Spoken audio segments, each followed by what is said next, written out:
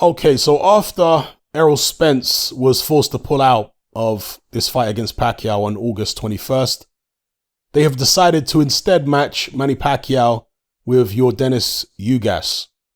So this will still be a fight for the WBA Super World Welterweight title.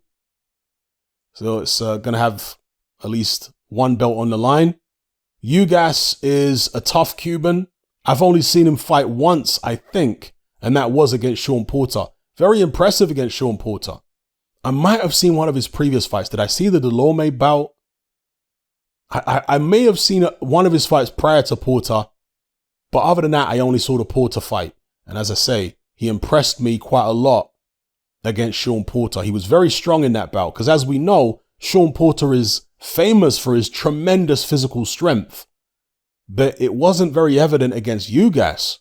And that made me think, wow, Ugas must have even more tremendous physical strength than Sean Porter to be able to, I don't want to say manhandle him, but repel him in the way that he did.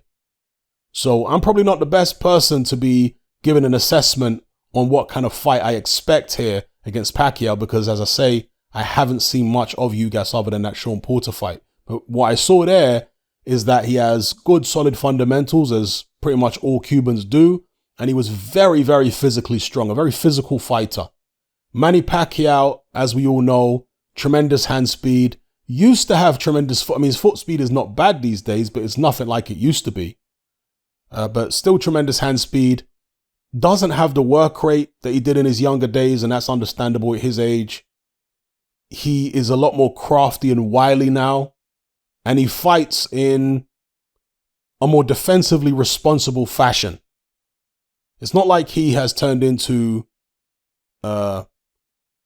defensive counterpuncher or anything like that, but he picks his spots a lot more, and he's a lot more mindful, because the last time that he saw the red mist, he ended up walking into a tremendous right hand from Juan Manuel Marquez and getting knocked out cold. And I'm sure that memory stays with him.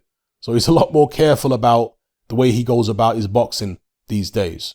He is coming off a very long layoff, Manny Pacquiao. Ugas has been much more active.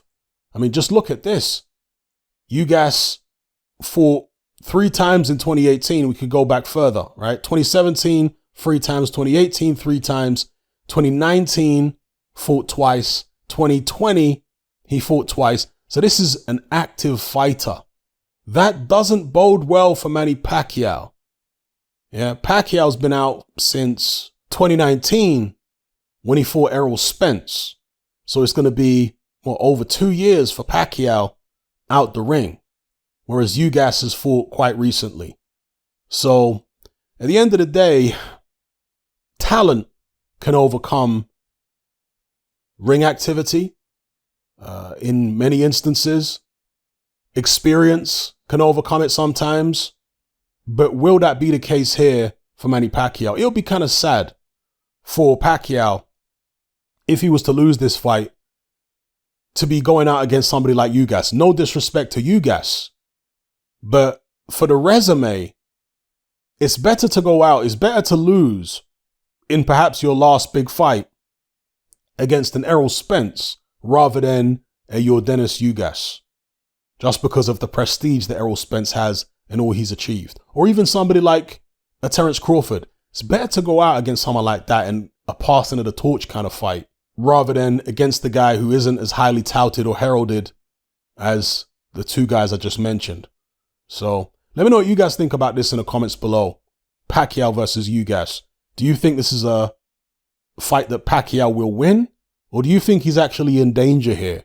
And Ugas, due to his age, being much younger than Pacquiao, his activity, his physical strength, his solid fundamentals, do you think that'll be enough to take this fight here?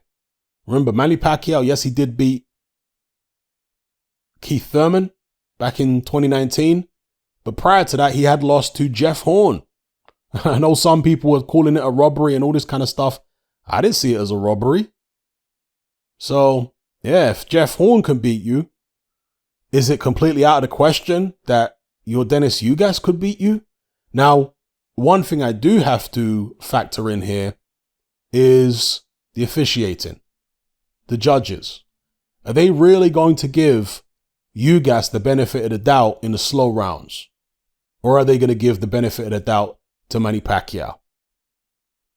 He's the A-side here, let's be real. Was he the A-side against Errol Spence? You guys be the judge of that, but it's debatable. Against Ugas, he's firmly the A-side. So ideally, particularly the way that the Spence fight got cancelled, postponed, they would want Manny Pacquiao to beat Ugas. And I'm talking about the boxing establishment here. They'd want Manny Pacquiao to beat Ugas, then go on to fight Errol Spence later on in the year. Presuming Errol Spence manages to overcome this injury. So, yeah, I still find this to be an interesting one.